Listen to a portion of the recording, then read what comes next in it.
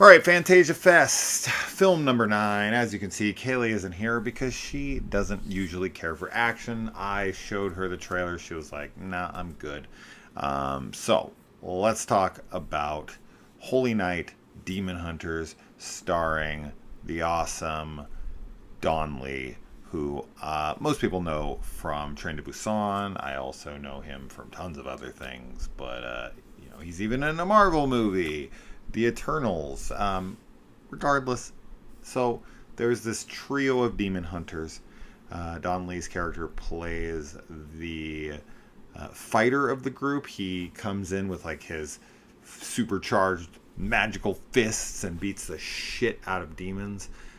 You have the female character in the trio who is their exorcist, and then you have another character who's like the tech information guy, and together they make up the demon hunters, and they are called in to whatever thing that they need to be called into to fight demons, to exorcise people, whatnot. They come across a unique case of this neuropsychologist, and she says that her sister is possessed and they need her help, or she needs their help, and so they come to help her. So the film started off very big, and there was a good amount of world building going on. There's like this cult of people, I think called Black Mass, and they're trying to raise like Asmodeus, and they're fighting against them. And there's like big action sequences as like he's fighting around them. One guy is the videographer slash tech guy. He's like filming it all, and then you have the exorcist chick who's kind of going in and trying to exorcise the demons as this guy's beating the shit out of them. And I was like, okay, this is cool. This is big. This is like what I want out of a demon possession film. I always get annoyed that every demon possession movie turns into The Exorcist, where it's just like a girl strapped to a bed, and it's like she's gonna be a big deal, and then all she can do is like spit vomit and bad words and maybe turn her head around and shake the bed or something. And I'm like, that doesn't seem like it has global impact, right? Like, it's like, oh my god, it's going to be hell on earth if they get out of here. And it's like, they can't even break their bonds. Like, why am I afraid of these things? So when I see this, where it's just, these possessed cult followers and demonic spirits and whatnot that look like a formidable force, it's like, okay, now this is the kind of demonic film I want to see, larger scale. And I was really enjoying the chemistry between our three characters. I thought they made up a good team that I really wanted to follow into this crazy world where, as I had said, there's this kind of big storytelling, big world building going on, and I'm like all here for it.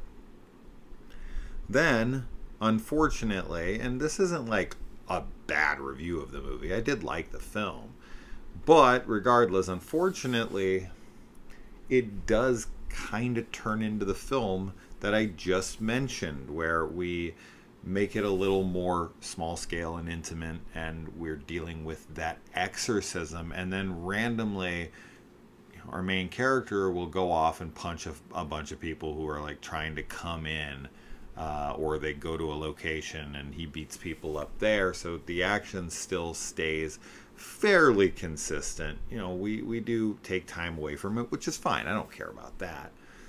But I really wish that they wouldn't have tried to do the kind of classic possessed girl, the family member who's around doing the different rites of the ritual and explaining like it's not your sister, don't listen to it, and the troubled past of one of them and all. It's just very tropey in that way, and I really would hoped that a film like this would kind of get away from that, and because this could be something like a Constantine or something like that, which is what I initially thought we were going with here, and I was very excited for it. And then when it kind of just morphed into a classic exorcism film with some fight sequences in between. I was like, no, don't make it smaller scale again. Keep it big. Keep them fighting bigger battles. And then our main character, he never really faces any true challenge in this. I mean, there's some, and I shouldn't say he doesn't face any. That's not true. There is something closer to the end that he has to do that is his biggest challenge, and it's pretty cool. But besides that, all of the fighting is really just him punching people really fucking hard, and their bodies flying further than any human could ever hit another human, and the spirits, being exterminated from their bodies, and we see them like vacate, which is cool. And I really did like the fight scenes, and I felt like there was such a weight. I think they did such a good job of making it feel like his punches were otherworldly, that they were superhuman. Like when he hit people, it had a ferocity to it. It was hard. It was impactful. So I really enjoyed that. I did enjoy the fight sequences. There's a good catharsis that you get from someone being that strong and being able to vanquish any kind of foe or enemy that comes at him. So that was cool, and I liked that stuff, and I liked the dynamic, as I had said, and I liked the neuroscientist that came in, or the neuro psychologist, or whatever she was called. I liked her, and I wanted her to get her sister back and all of that stuff. So that's what I'm saying. I liked the movie. I did. And I give it a thumbs up, and I think that if you saw the trailer, or if this sounds interesting to you, you should definitely check it out, and I think that you'll enjoy it too. It's just, with this premise, I just expected it to go bigger and harder, and I am excited because it's clearly trying to set up a sequel in the end, because there is like a post-credits sequence that's like after the first 2 or 3 names. So it's not very deep into the credits, but there is a big post-credits scene where I was like, that's what I want to see. Here they set up something, and I'm like, now that is what I wanted to see in this film. I want to see more of this, what they're setting up. So I hope that's like the opening scene of the sequel if it gets made, and to go from there and to keep it big and to keep it, large scale like that. So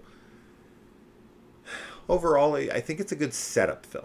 I enjoyed it. Had the bones, it had the framework, and it had good characters, and I liked the performances, and I liked the direction, like camera work and whatnot. But I just really wish they wouldn't have toned this down so much in the second half.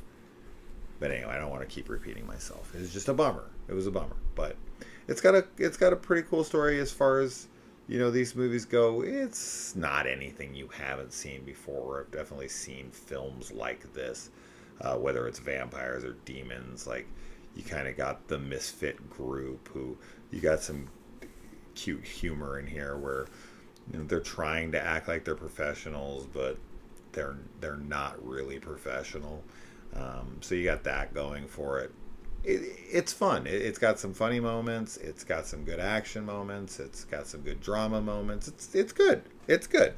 And I think a sequel, if done right, could be awesome. So here's to hoping that this does get at least one more movie, and they do what I said and make it a bigger thing. So yeah, it's a thumbs up. It's not a huge thumbs up, but it's a thumbs up. It's a cool film, and check it out when it comes out, whenever the hell that might be. I actually think this one will come out earlier, because there's a lot of people who've already seen this one, and I think Fantasia Fest is definitely not the first, not even remotely the first festival it's played at. So I have no doubt this will be released sooner than most of these. So keep an eye out. Koreans make fantastic films, and this is a good one. So All right. I'll see you in the comments. Adios.